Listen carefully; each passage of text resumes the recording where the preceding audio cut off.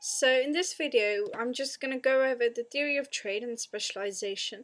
And I know I've talked about this previously, but I'm just going to quickly go over the costs and benefits of specialization on a global scale. Now, the best place to begin with this video tutorial is Adam Smith. Now, he's the founder of economics, and from Unit 1 Microeconomics, you'll be familiar with the fact that he was the founder of the theory of specialization and division of labor. Now, to start this video off, I'm just going to quote one of his, I'm going to quote him basically, and then we'll move from there. So Adam Smith said, "To take an example, therefore, the trade of the pin maker. A workman not educated to this business, nor acquainted with the use of the machinery employed in it, could scarce, perhaps, with his utmost industry, make 1 pin a day, and certainly could not make 20. By the way in which the business is now carried on, not only the whole work is a peculiar trade, but it is divided into a number of branches, of which the greatest part are likewise peculiar trades."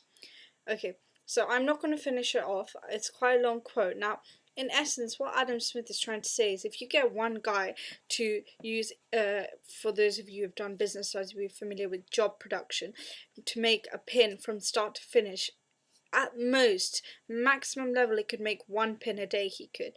But if you got 3 or 4 people and put them on the production line, and you made one man every day draw out the wire, the other man every day cut it, the third one put the point, or I don't know what other things you would do in making a pin, I have no idea, but if you make them specialize, then they could make like 200,000 pins a day. I don't know what the figure is, I can't remember, but they could make so many pins a day. So what Adam Smith is saying, that the way forward, in order to increase quantity and increase world output, we need people to specialize.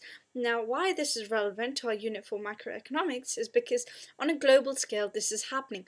Countries are now specializing. Not inside workplaces people are specializing, then inside industry different firms are specializing. Now whole nations are specializing and they are trading, if you can kind of understand what I'm trying to say.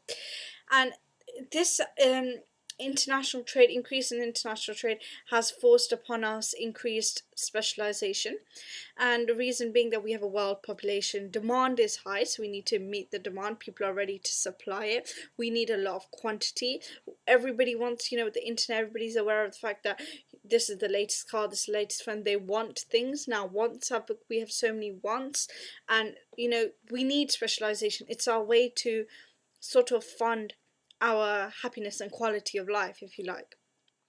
So that's basically the theory of trade and specialization, the connection between the two.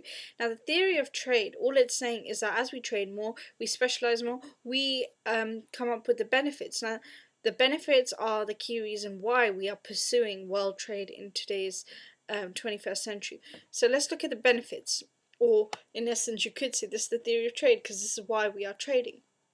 So the benefits are, as we all know, increased world output, lower prices, better quality, more choice to consumer. This better outlook for consumers is called consumer welfare. Having a wide range of products also available through international trade, like I can eat an Indian curry imported from India today in the UK, and this is increasing my quality of living because I'm getting to have exotic fruits and foods. So better quality of living, better consumer welfare keeps people happier. And firms, they have access to more kinds of raw materials, new products, in order to sell and increase trade, so more profit margins for them because they're having more products. And what's happening is that because we are now trading on a global scale, international level, the firms who are doing this between countries and stuff tend to be large multinational or transnational corporations. They tend to be really big because obviously now you're not just a firm, a clothes firm in the UK having one branch, having in one town cannot survive, because you have firms which are on such a big level. They benefit from economies of scale and they pass down to consumers, and so they cannot compete in terms of price competition. Again, consumers benefit from economies of scale. Why? Because prices are lower. Innovation. Not only do we as a UK being part of international trade, have our sort of hands grasped onto any new innovation that comes out in a country, we can use ideas that are maybe, you know, brainstorming in another country, and somebody in this country might get it and innovate. So you're increasing innovation by sharing of ideas and technology, products and problems and dilemmas, needs, etc., etc. And I guess because we all are reliant on each other, world peace is supposed to be brought about because of this. We haven't had a world war for so long now.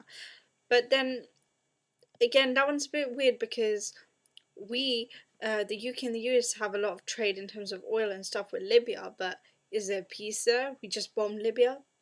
You know, it's not actually right, in my opinion. Anyway, but there are a lot of disadvantages. And I think after I had a look at them, I think there's two main disadvantages which sum up all the disadvantages of specialization and international trade. The first one being the environment. The environment suffers. It's this environment, what's the word now, exploitation going on, because people are continually, you know, accessing these raw materials because demand has gone up, and they're just exploiting it. And you know, the increased transportation and travel and stuff, the pollution it caused, the new technology, like when I guess what came out when the coal thermal production came out, the pollution came out, that was a form of technology. There's a lot of pollution being created. Then again, by continuing to do international trade, we can share ideas about protecting the environment and come up with a new range of products. So it's two sides to every coin. And the second thing is basically general change. Now, change is hard. I once read a book called Who Moved My Cheese? I can't remember who's by, but it was basically summing up that if you don't change and adapt, you're not going to be successful. There's no chance of it. You need to continually be changing and adapting to your situations. Now, I just get the feeling generally countries are reluctant to change. Governments have costs, they have to fund the reformation, such as the legals, the law side of things, the commerce side of things, the tax side, the fiscal, whatever. All these kind of things, the government has to fund it. And also, generally, you have to train your staff, you have to bring the new ideas, you have to change your lifestyle, change your products. It's a lot of change and people are reluctant. There are some other ideas that in like developing countries they have inefficient systems and they want to make them efficient, or now even actually developed countries, they have some systems which have become inefficient and you want to make them efficient, but there's no scope to become efficient when you have all this competition, you know, surrounded by you. You can't do it, particularly from this international market. So what you end up having to do is to put in place protectionist policies so that your system can become efficient, and then you can open up the doors. However, if you close the doors of competition, then firms have no incentive to become efficient. So it's like a lose-lose situation in my eyes. And also these countries need to have access to new technology. If they don't have any of this, it's very hard for this change to happen in a country to become an international trading player.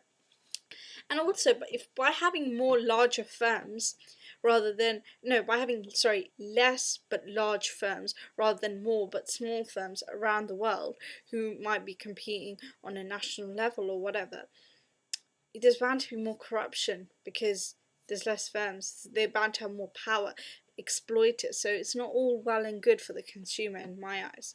So this is just a general video just going over international trade and my thoughts on it. Thank you for watching. Please visit my blog.